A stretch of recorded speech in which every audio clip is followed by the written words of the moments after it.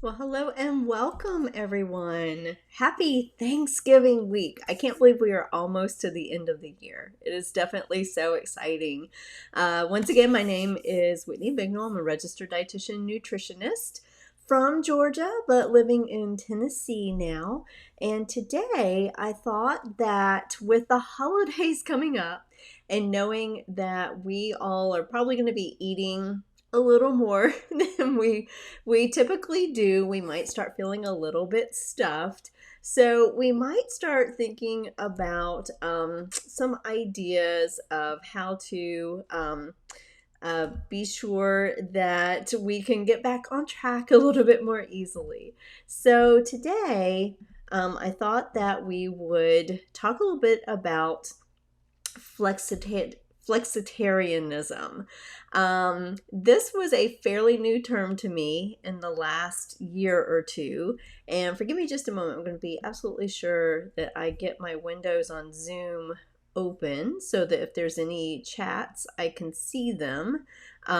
Simply because I have got a few windows open and I just want to be sure that I can see the chat and things like that. So let me move some windows around and then we will get started. All right, so yes, once again, Flexitarianism was a fairly new term to me in the last couple of years. When I was looking up popular diets for my students to report on.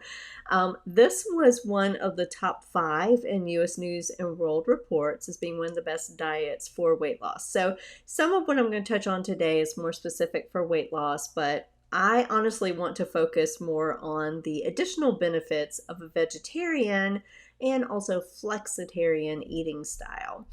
So we're going to talk about the 5 pillars of flexitarianism. I'm going to focus more specifically on the first and last pillar, and then give you a few ideas of how you could incorporate flexitarianism into your eating style if that's something that you want to do.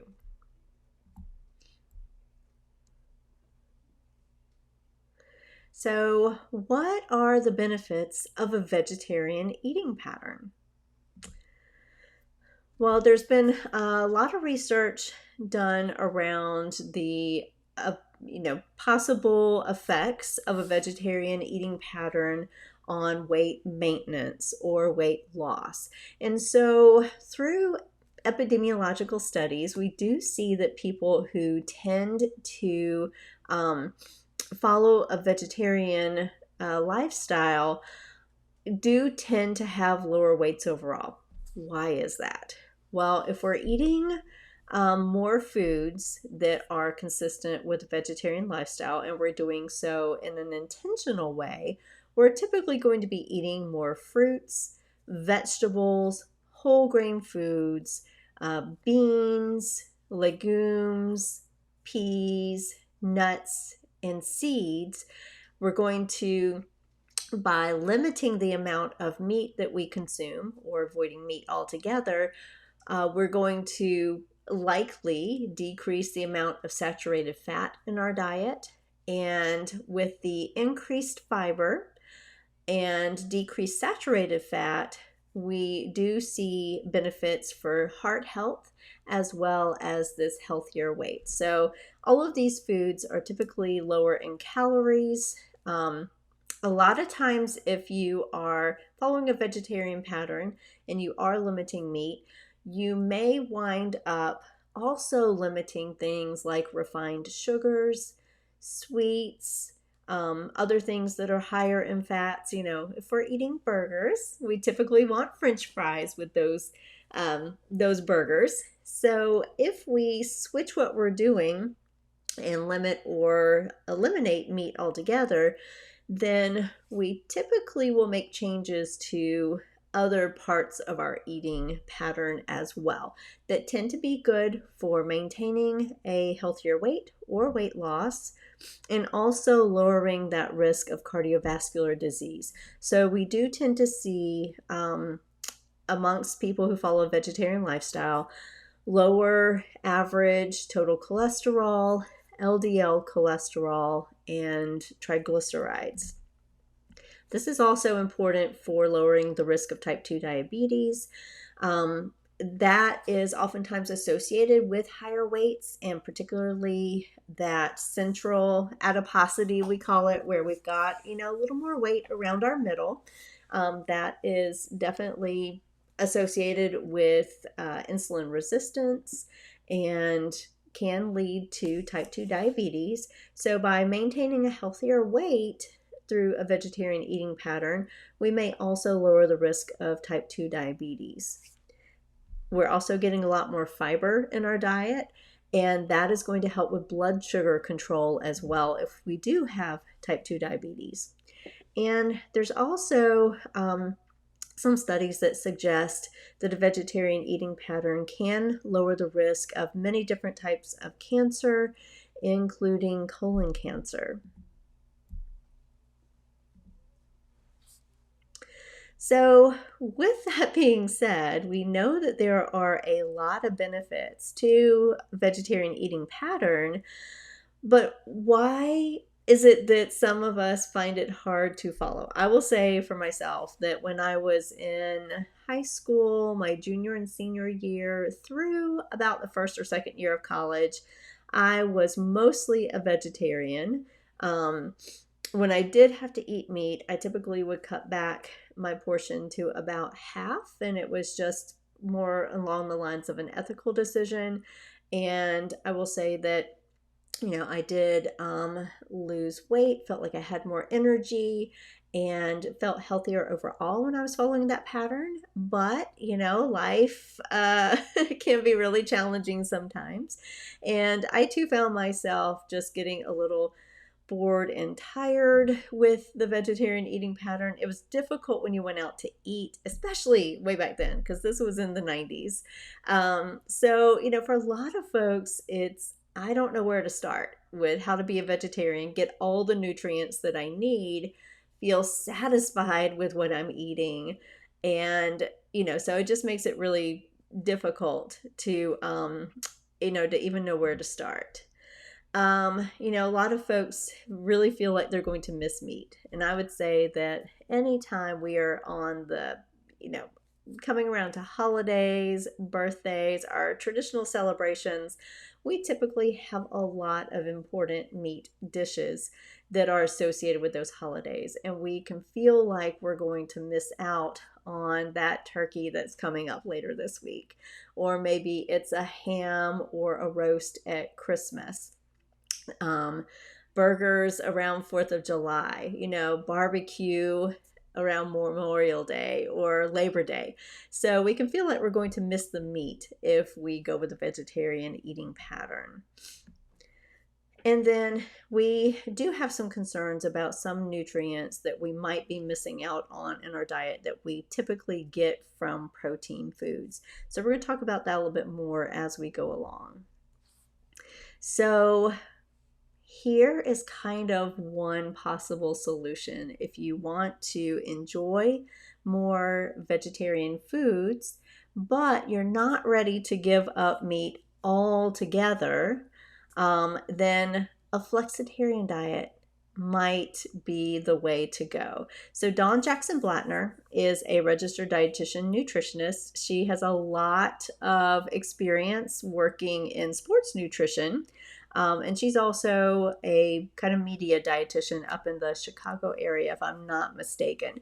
So I encourage you to find her on Instagram, because she posts a lot of really interesting, quick and easy recipes, a lot of dessert ideas, snack ideas, breakfast ideas that might be really helpful to you if you are on this journey. Plus, she has a lot of vibrant colors in everything that she does. So I love watching her videos. But she's the author of the Flexitarian diet and kind of popularized this type of eating plan. And so there are 5 pillars to her Flexitarian diet book. Granted, most of what she talks about is going to be focused on weight loss because, unfortunately, that is what tends to sell a book that talks about an eating pattern. But honestly, it's much more about the other health benefits that you can get from following this type of plan.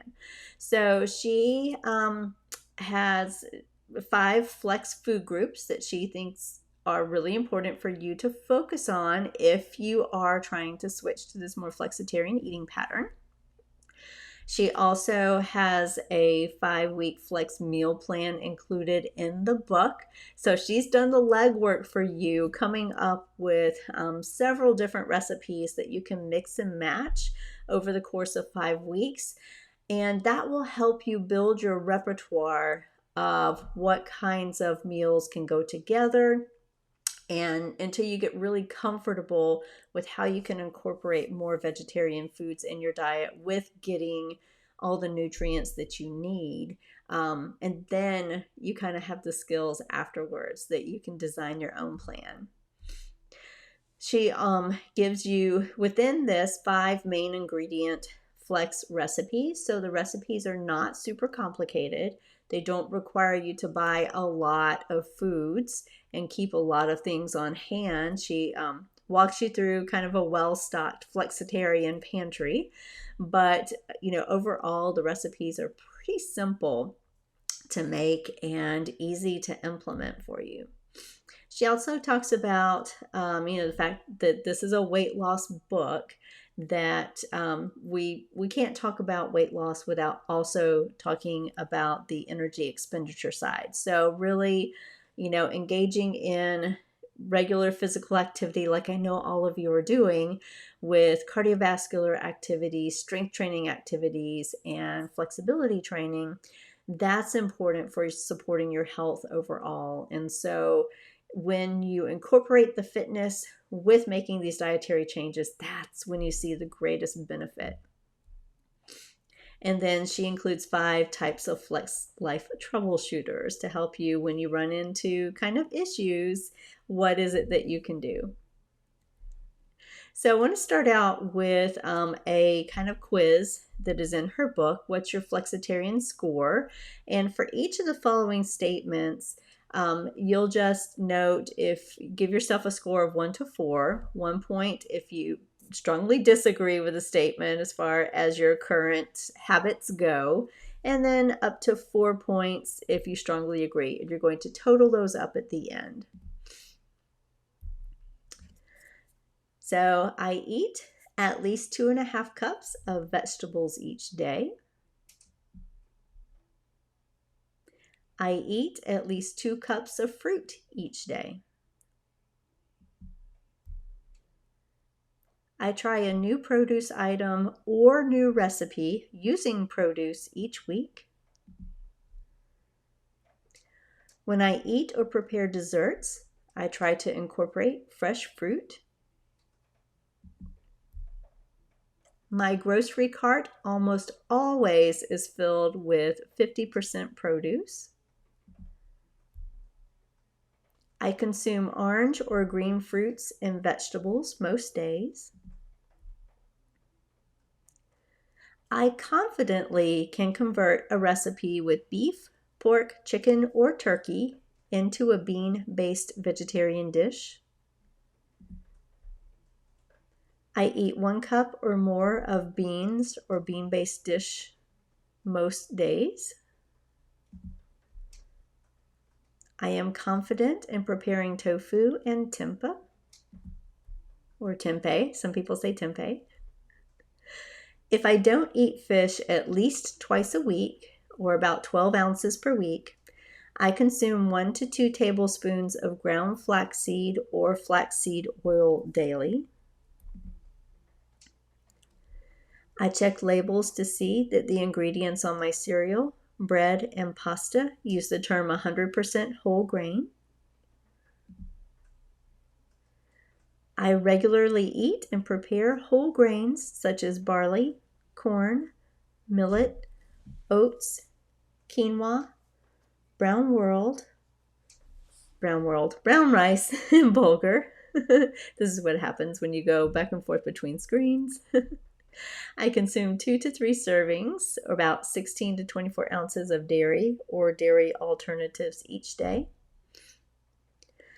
I limit the amount of cheese I eat and opt for healthier fats for flavor, such as avocado, olive oil, nuts, and seeds. I typically use herbs and spices other than just salt and pepper to season my food. I drink 9 to 12 glasses of primarily water and other low-calorie beverages, such as tea and coffee, per day. I eat 3 meals a day on a regular schedule. I am calorie conscious. My breakfast is around 300 calories. Lunch is 400 calories and dinner is 500 calories. You may need more calories per day if you are very active, though.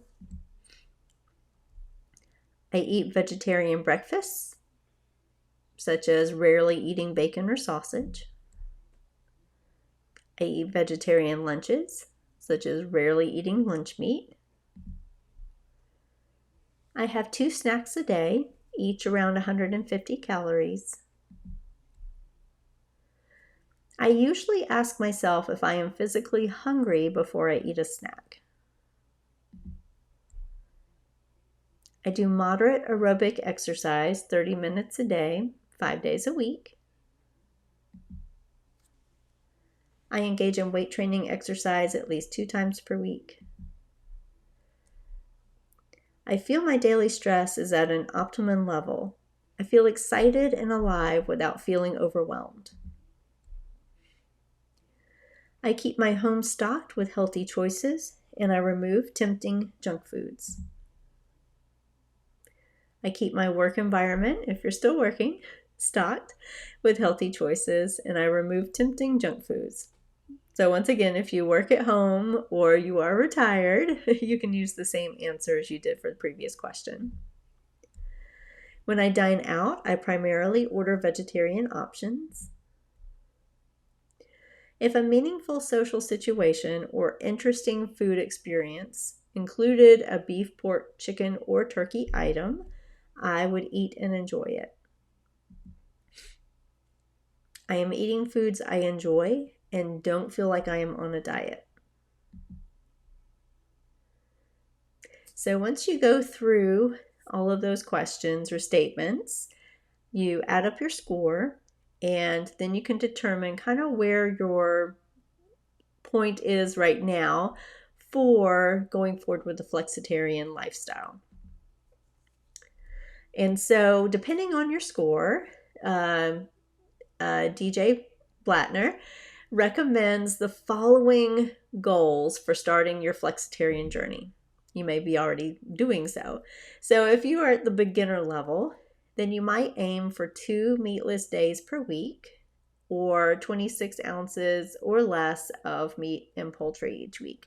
So you probably have heard the term meatless Monday, and that's kind of the idea is that, one day a week you start to swap out your meat foods for veggie foods and just see how that makes you feel.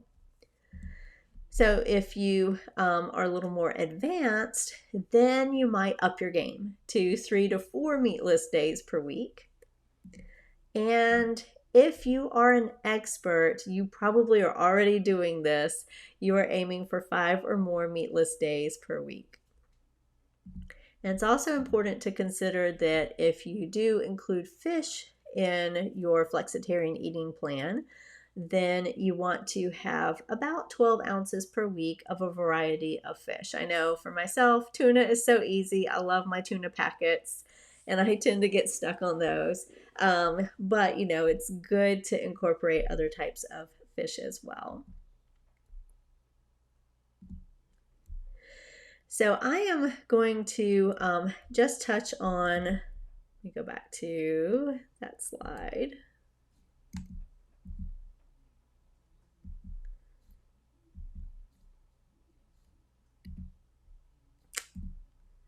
Well, now it is just being rude.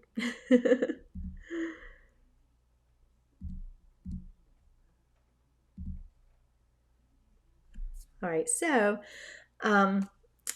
in Miss Blattner's plan, she goes through 5 different flex food groups. And I am going to just focus on meat the new meat and sugar and spice and everything in between, because I think that focusing on these particular foods can really help make switching to that flexitarian lifestyle a little bit easier. And we have definitely talked a lot about incorporating more fruits and vegetables into your daily eating pattern, focusing on whole grains and trying to get those throughout your day, as well as focusing on dairy foods or dairy alternatives that are fortified with calcium that can, help you to maintain bone density as you get older. So I'm going to focus on meat the new meat and sugar and spice and everything in between. So when we're talking about meat the new meat, of course, we're talking primarily about our beans, legumes, peas, but also nuts and seeds and tofu, which is made from soybeans, of course.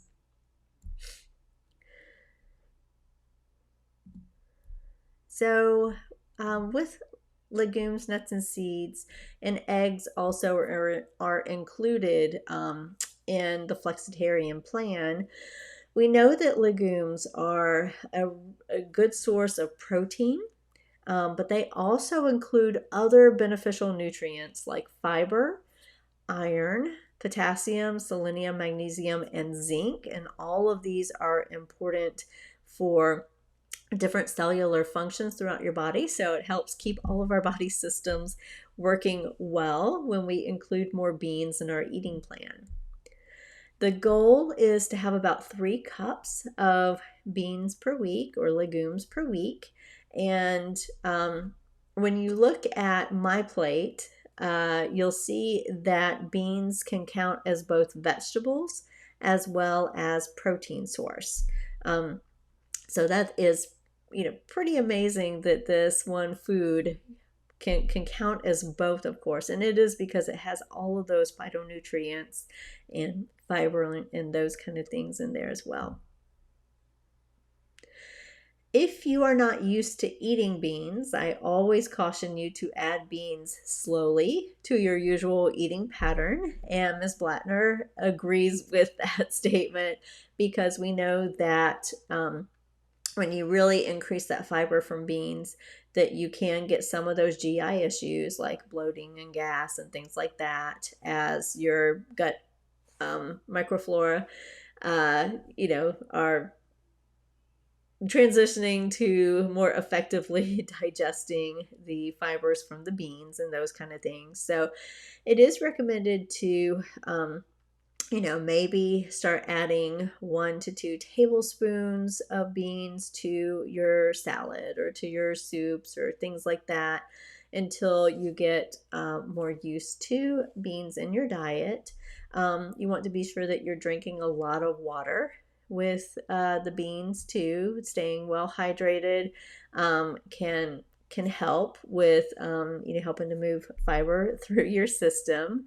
And then also chewing your food well kind of helps get digestion started in the mouth, because there are enzymes in our saliva, and that can help to start to break down the carbohydrates and just make it a little bit easier as it passes through your system.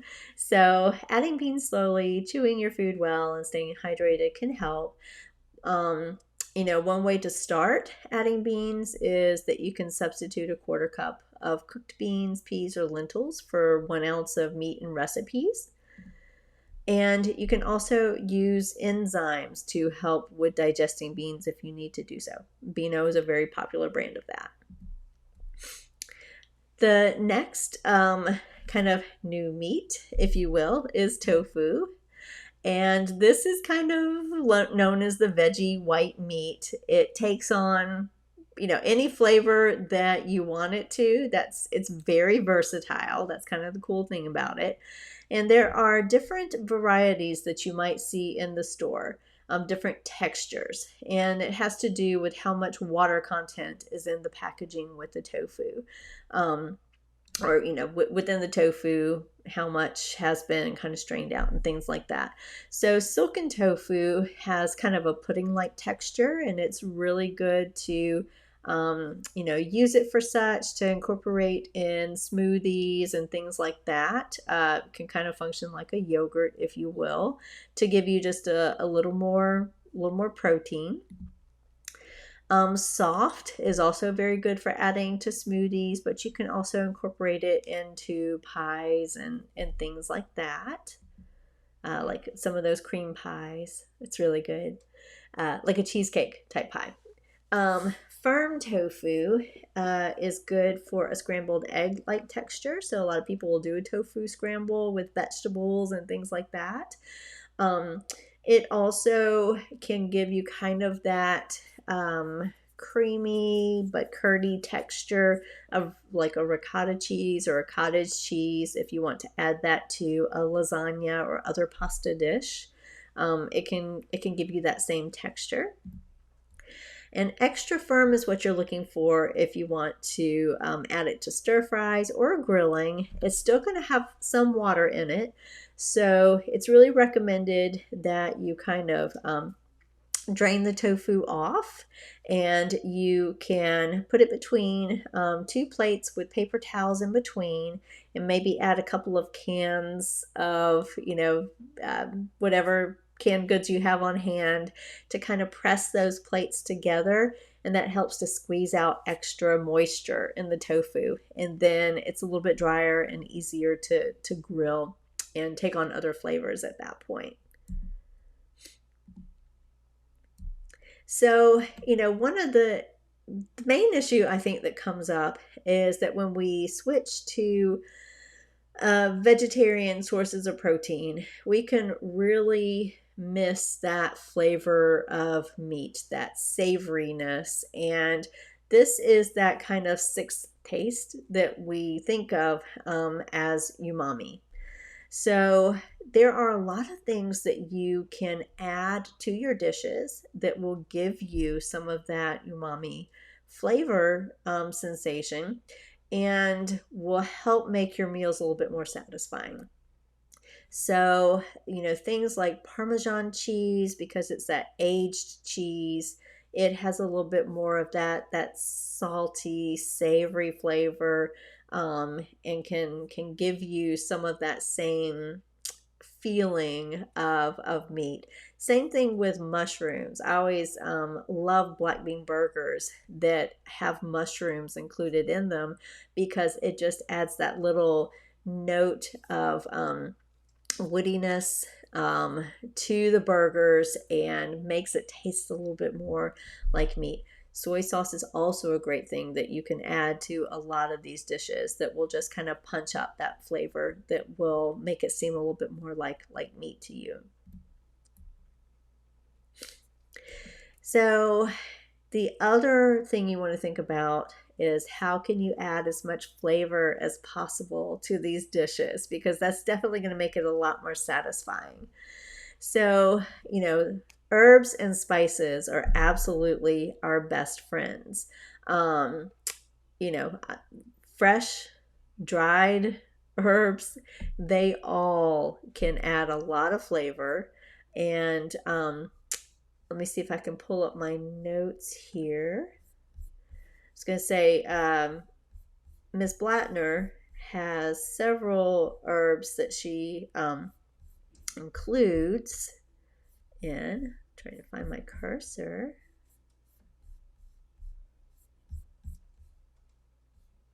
Oh, it's not wanting to go.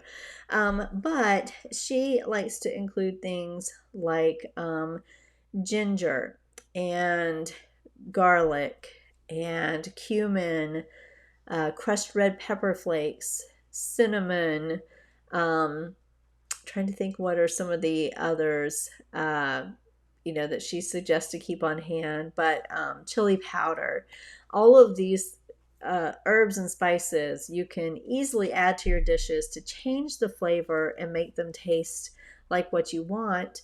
And The more that we can add flavor, especially complex flavors, to our vegetarian dishes, the more enjoyable they are, and the less that we will feel like we're really missing out on our meat dishes.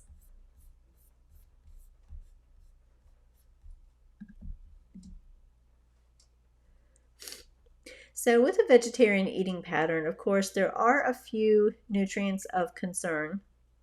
Um, that if we're not being mindful and intentional about our eating pattern, we can get a little bit low in some of these nutrients.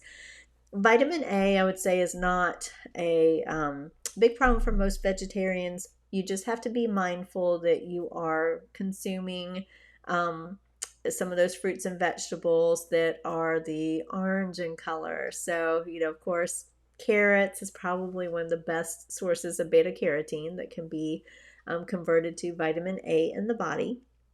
And so just be mindful that we incorporate a variety of red and orange and yellow fruits and vegetables in our eating pattern can help us with um, making sure that we get that nutrient in particular. Calcium, if you are going dairy free, both calcium and vitamin D can be challenging to get in your diet.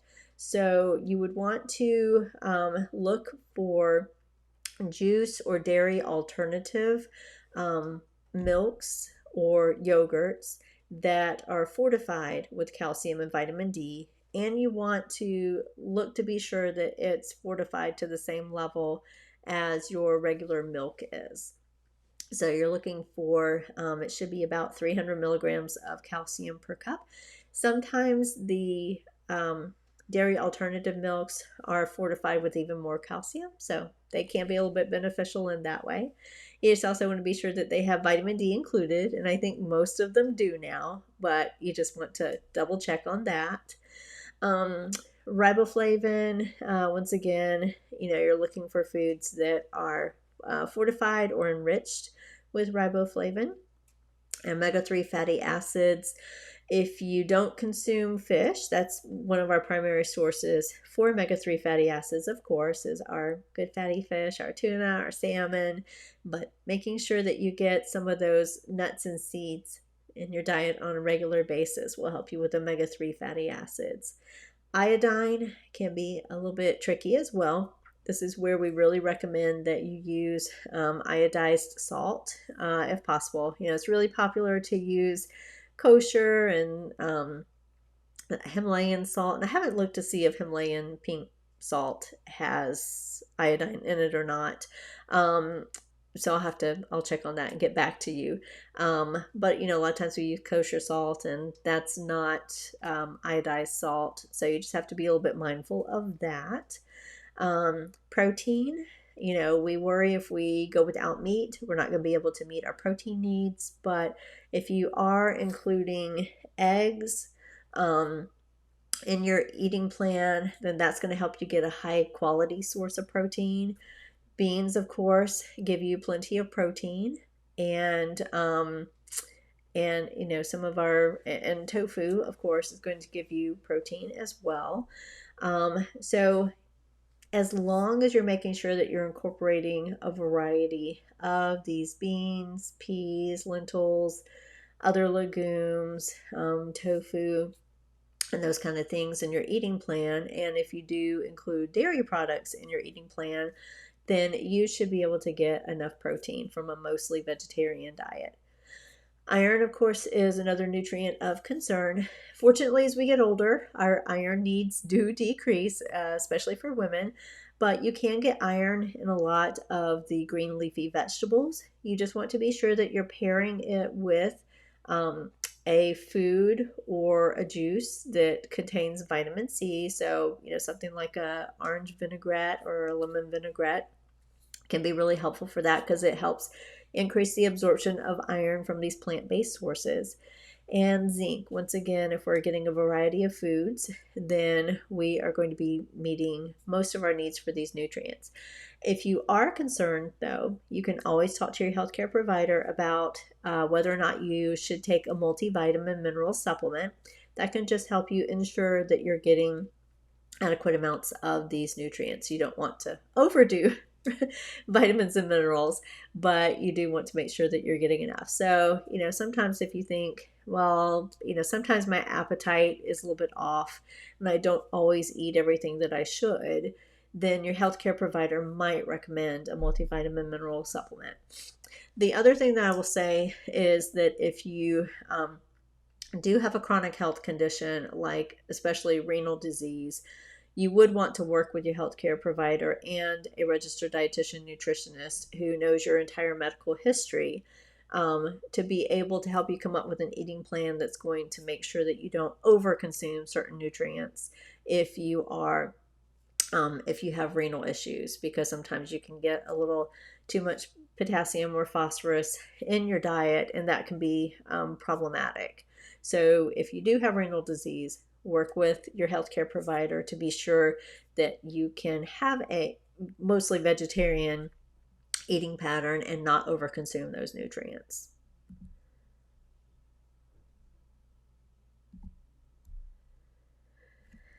So this is just an example of one day of eating from Ms. Blattner's book. You might have something like an overnight oats or a Swiss apple muesli in the morning. You could have an avocado and black bean wrap, that should say wrap instead of Rayo, at lunch. And then maybe something like a edamame or soybean stir fry with brown rice in the evening. If you don't want to kind of plan out a whole, day's worth of eating, one thing I like to do is just think of how can I incorporate more vegetables into anything I'm already making. So one thing I like to do is a flexitarian spaghetti. My goodness, I am not spelling very well today. I apologize for that. So, this is just a very easy recipe that you could have, if it's just for you to have a few days of leftovers, you could cook just a half a box of spaghetti noodles, and then you might make your sauce with 2 cans of tomato sauce, a couple tablespoons of Italian seasoning, or anything else you want to put in there. I probably would incorporate a little pinch of cayenne pepper or red pepper flakes just for a little touch of heat. I would saute up an onion, some garlic cloves, and a little bit of olive oil, and then add in some diced zucchini, some shredded carrots, and 2 cans of cannellini beans, and then do salt and pepper to taste. Add your spaghetti noodles, and you have got a very satisfying meal that's going to give you protein as well as lots of fiber from the veggies that you're adding. And you can even mix that with, you might go back to just 1 can of cannellini beans and maybe add a pound or a half a pound of ground turkey. I love to do that as well to just make it a very satisfying meal. So a few tips to help you on your flexitarian journey. As I was just talking about, looking for opportunities to add beans to your meals. I love to throw beans on salad. I throw it into all of my soups. I love to throw it into anything I'm cooking with a sauce. It just adds, a little bit more to whatever I'm making, and I feel like I'm getting a little more fiber, a few more nutrients. Of course, bulk up your meals with whole grains and veggies. Looking for different ways you can incorporate a wide variety of vegetables into anything that you're doing. If it's grating things up or mincing things up and sauteing it and adding it to sauces, that can really help boost the nutritional content of whatever you're making. And then looking for those opportunities to bring some brown rice into whatever you're having. Like when I make chili, I love to ladle it over brown rice. It just makes it a lot more filling of a meal for myself than just the chili. And same thing with pretty much all soups that I do. Add more fruit to dessert and snacks. That way you're getting some of those vitamins and minerals from fruits. And that can also help satisfy your sweet tooth. instead of, going towards, some of those processed sweets and things like that. This is a big tip probably for myself. Avoid the idea that you have to be perfect. I think that's where I got into trouble way, way, way back when I was trying to follow a vegetarian lifestyle. Um, when I would wind up having to get a burger at a fast food restaurant, I would feel like, oh, goodness, I've kind of blown everything. I'm not a vegetarian anymore. That's really what flexitarianism is all about. You don't have to be a perfect vegetarian to really get the benefits from this eating style of just having a few more vegetarian meals through your daily eating pattern. And enjoy new spices and herbs and recipes. It can totally transform everything that you're doing and make foods that you have, it's been getting a little bit bland for you, a little bit boring. All of a sudden it can bring new life to them. So try new spices and herbs in your recipes. And engage a friend. If you can find a friend who wants to try out new recipes with you, or when you go out to eat, try, vegetarian dishes, and you can kind of sample off each other's plates until you really start to figure out what you like. It just makes it so much more fun and makes it easier to stick to in the longer run. All right, so hopefully some of those tips have been helpful to you today. Maybe you've been intrigued by trying out a flexitarian lifestyle. The main thing about this is it is simply making some small changes over time. You don't have to be perfect. There's no one right, okay, I have 3 days that I go meatless, so, I'm a bona fide flexitarian. No, it's you just trying to incorporate more plant-based foods into your daily eating pattern without making that huge commitment that you're not going to eat meat again. That is not what this is about. Because really and truly, all foods fit in a healthy lifestyle. It is what is important to you. It is just trying to get a little bit more nutrition into your daily eating pattern, and that's where bringing more fruits and vegetables into the mix comes into play. But it's not about being perfect. It's about just finding a balance in what works for you. So thank you all so much for joining me today. Happy Thanksgiving. Just a reminder that the next Nutritious Bites will be on Tuesday, December 19th, and we'll be talking about a 30-day holiday reset as we go into the new year 2024. Once again, I hope you have a wonderful holiday season, and I will see you in December.